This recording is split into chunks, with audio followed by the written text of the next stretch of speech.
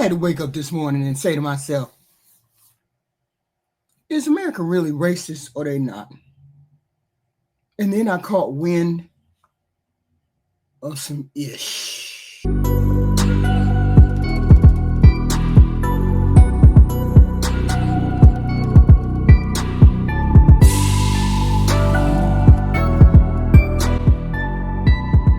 So I woke up this morning listening to some ish. Listen. Hi, everyone. I'm Shiloh Hendricks. I wanted to take a little time to talk to you all about what's been going on with my fundraiser and kind of the aftermath of the park situation. Also, some concerns that have been brought to my attention. There are a lot of people who think that this has all been a scam, that I haven't been getting my money and that it's not going to me. I have gotten every dime of my money. It's all gone to me. Nobody has asked me for any money. So there's that. See, this is a concern. Y'all actually gave her money after she was found to be racist on tape, calling a young 5-year-old autistic kid the N-word. And then we have clowns, and they got to be clowns because they can't be nothing else. We got clowns out here saying, America's not a racist country. America's not a racist country. Where do we get these people? And add to the fact that business leaders at our largest, most profitable companies are now pushing race and identity politics based on hiring quotas. They're forcing employees to undergo diversity training that teaches that America is a fundamentally racist country. And their solution to this alleged racism is more racism. They punish some and reward others based solely on the color of their skin. They call it DEI, I call it discrimination.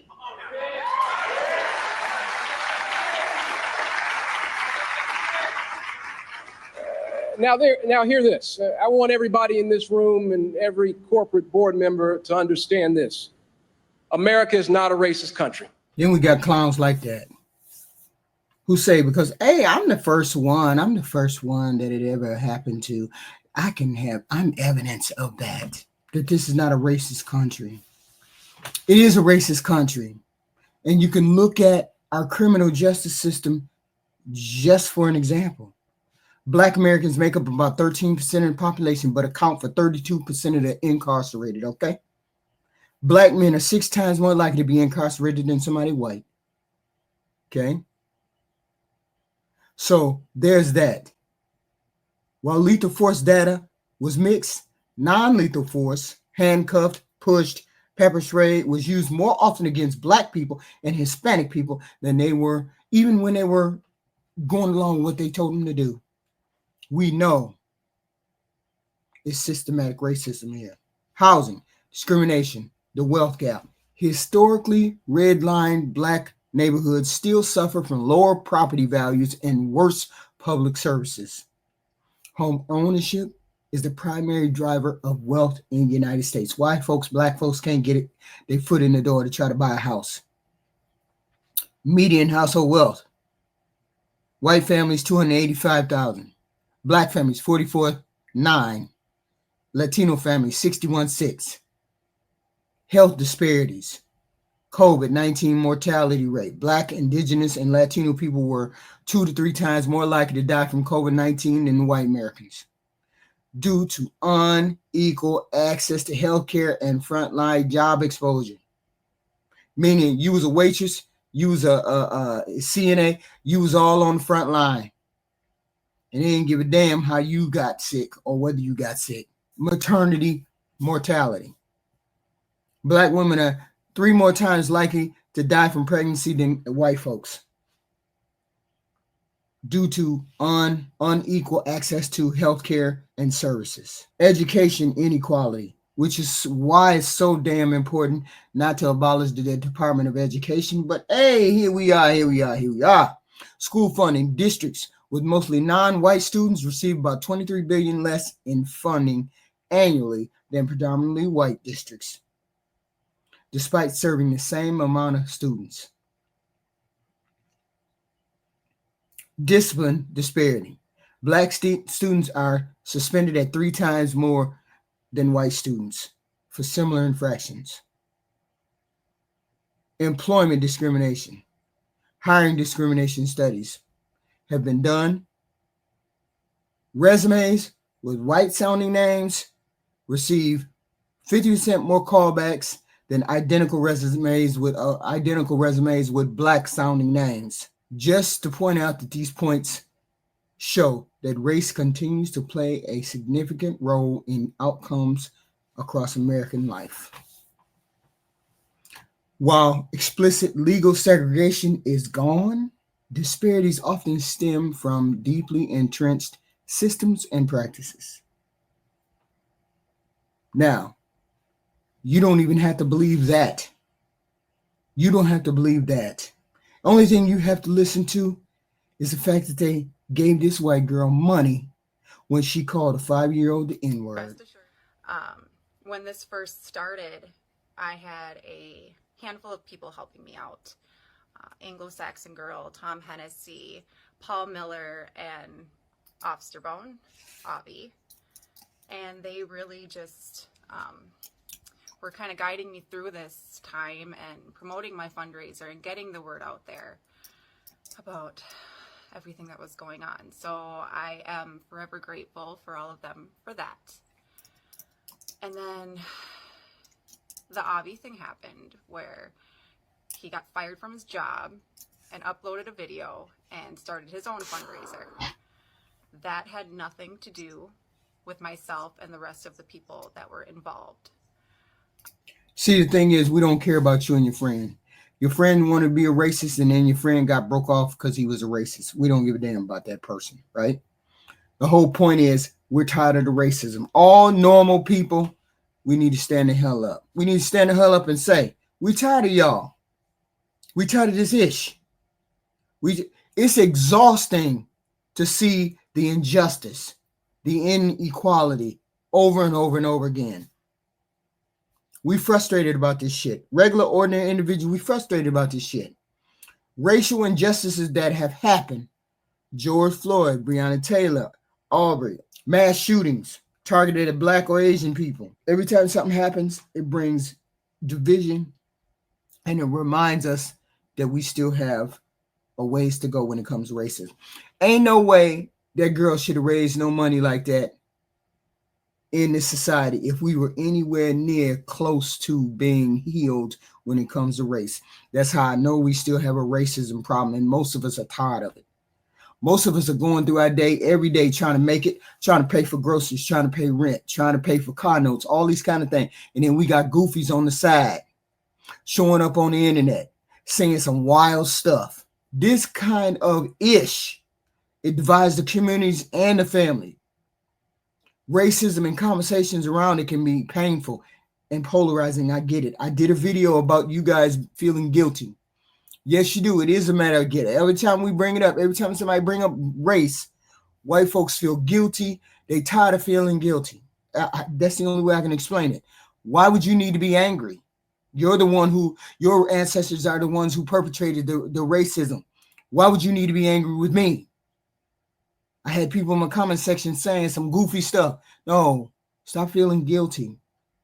Let's have an open and upfront conversation. We don't want to feel angry. We don't want to feel slighted. We just want equal division of assets, equal treatment. Okay? This stuff strains friendships, workplaces, families.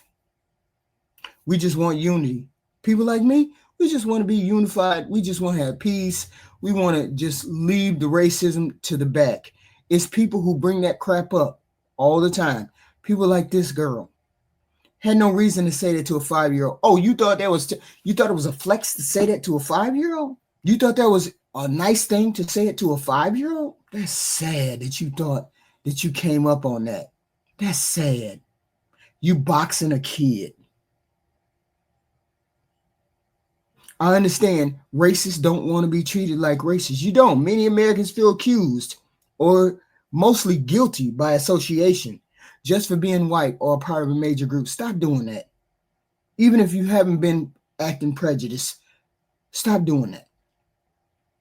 And I'm saying to the black folks, stop treating all white folks like they prejudice. We have to get out of it. We have to make a conscious effort. I'm not blaming anybody for doing nothing that they didn't do. I understand the resentment builds up over time, and that's how we got this black fatigue garbage. Okay? We have been on the end of this crappy stick from the beginning.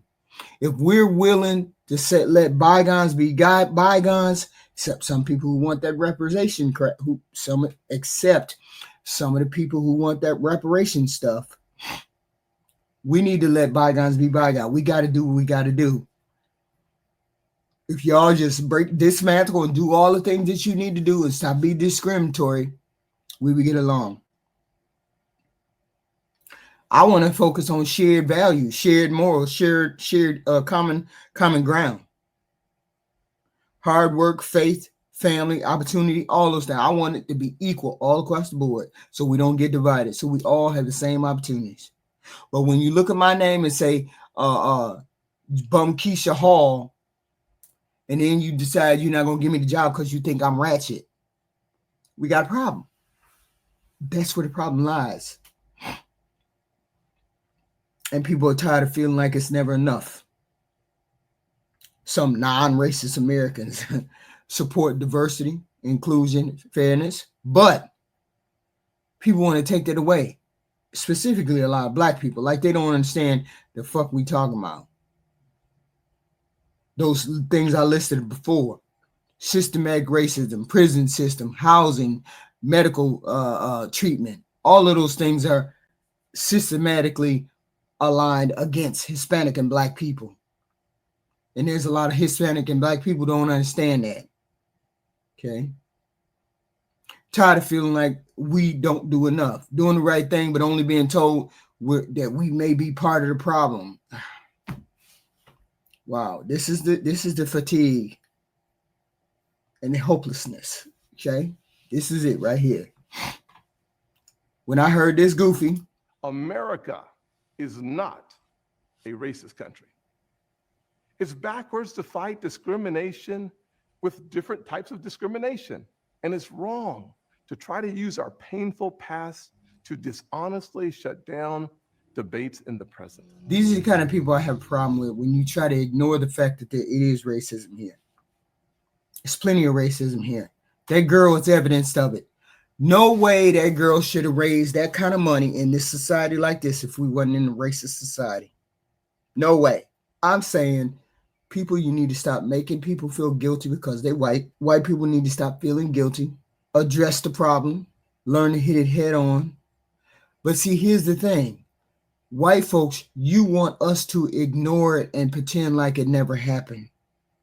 That's the problem. You need to address it and say it happened, acknowledge it, correct it, rectify it, do whatever needs to be done, and then we can move on. But the rest of us in the middle who don't give a damn about that, the rest of us who trying to feed ourselves, house ourselves, try to keep ourselves above water, we don't give a damn about that stuff. We care about putting food on the table. We care about paying the rent. Some people I know right now that work every day, 9 to 5, can't afford to pay their rent, and their rent is $1,500, $1,600. Something is fundamentally wrong with this country, and it ain't race. I'm not saying we ain't. I believe we have a racist country, but I believe this problem is there's more poor folk out here trying to scuffle and make things happen than it is these racist people out here. But there's plenty of you racist people out here because that chick right there raised about $800,000-$900,000 off the strength of calling a 5-year-old boy the N-word. Make it make sense. So when people say it ain't racist out here, yes, the hell it is. Yes, the hell it I is. just want to say how proud I am of everybody and just showing what can happen if we tribe up and if we stick together and if we keep fighting back. Our future, our existence depends on standing up for ourselves and not backing down. Now, this right here has to be that dog whistle people keep talking about. Oh my God, if the ninjas overrun us, we won't be here. I heard that similar sentiment on the panel the other night. Oh wow, we can't just allow these immigrants in here. We allow these immigrants in here, we're gonna be overrun. In 50 years, we ain't even gonna be here. What the hell is wrong with you people? You ain't gonna be here in 50 years. You're gonna be here 60 years. Why the hell are you worried about the future or anything else? Nothing that you could change about the future. There's many components that go into how you think the future will be. All the circumstances have to be right. All of the things have to align correctly. And they're never going to align correctly. We never thought we were going to get a Donald Trump again, but we got him again. And he turned the system upside down to the detriment of all of us. So you think I'm worried about something that's going to happen 50 years from now? I'm worried about today. I'm worried about how the people are treated today. I ain't worried about no immigrants coming here or there. They're already here. Ain't nothing we can do about them being here. We can systematically put them out the door, but we have to use due process in the process of doing that. She's like, well, we got to tribe up. We got to tribe up and make sure that our existence doesn't get wiped out. How the hell your existence going to get wiped up, goofy? How you get an ugly girl on the damn internet talking 2-point crazy, get all that kind of support? This is one of the ugly ones. Excuse me, my friends. Let me stop. She's one of the plain Jane ones. Apparently, she is the messenger, okay? Apparently, she is the messenger. The downtrodden, the poor, the less than forward-looking child. Maybe it is how it works. I don't know. All I know is us regular people are tired of this ish. We tired of dealing with you goofy people on the outskirts. One of y'all say something crazy and then you get the base riled up.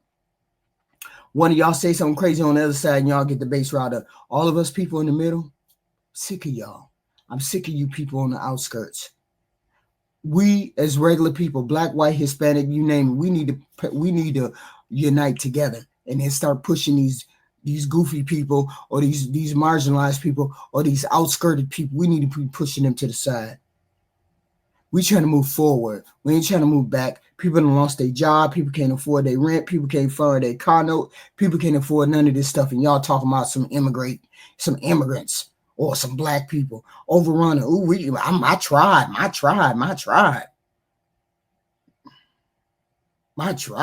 What? Y'all goofy people get this stuff from? It is 2025 and we could barely afford to pay our rent. And you worried about your tribe? What your tribe gonna do if you out on the street and you homeless, girl? Apparently you ain't gonna be homeless because people giving you money just to say the N-word to a 5-year-old. And she think that's a flex. You know what? This is what I want you to do. What I want you to do is you go over there to that Jewish community. That's where I want you to go. And people say, oh, we practicing free speech by saying the N-word. I want you to go over there and say that free speech, practice free speech over there in that Jewish community. Go on over there. Go on over there and say them words that you know will get you banned for life. Go on ahead. Talk to them little hat people like that. Come on now. You said you want to practice freedom of speech.